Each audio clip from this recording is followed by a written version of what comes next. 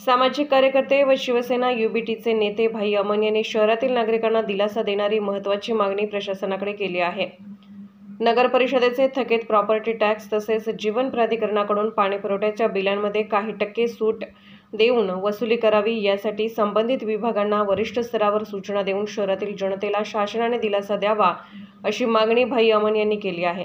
नगर परिषद प्रत्येक वर्षाच्या कराच्या थकीत रकमेवर दरमहा दर साल दर शेकडा 2%, वार्षिक दर साल शेकडा 24% व्याजदंड आकारून घरमालकाला बिल देतात।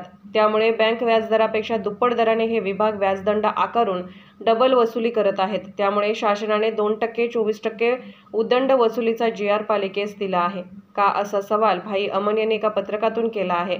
त्यामुळे शासनाने यावर विचार करावा। जीवन प्राधिकरण घरगुती पाणीपुरवठ्यासाठी 30,000 लिटर मागे 20,000 रुपये 90 पैसे तसेच बिगर घरगुती दर 96 रुपये 59 पैसे वसुली करत आहेत। हे दर 1 जुलै 2023 पासून आहे, तर पूर्वीचे दर ₹19 व ₹87 रुपये 90 पैसे आहेत। मीटर खराब किंवा बंद असल्यास ते बदलून न देता किंवा घरगुती रेटने बिल न देता बिगर घरगुतीसाठी थेट 4 पट ₹87 पैसे 87 रुपये 90 पैसे 96 रुपये 69 पैसे या दराने बिल आकारले जात आहे। यात महत्त्वाचे म्हणजे ग्राहकांना थकीत कर भरण्यास सवलत व्हावी, यासाठी अभय योजना चालू आहे, पण ग्राहकास याची माहिती दिली जात नाही। त्यामुळे शहरातील शेकडो ग्राहक या योजनेपासून वंचित राहिले।